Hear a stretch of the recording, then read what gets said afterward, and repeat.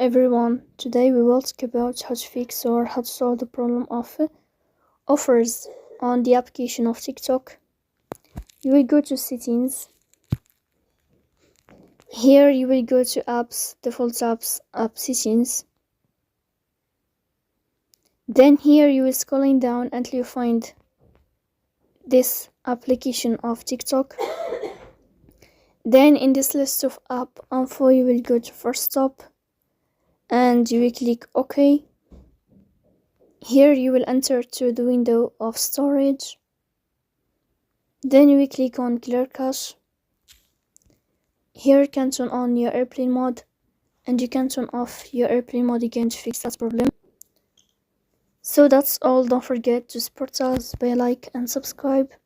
See you next time in another video, and thank you for your watching and your attention.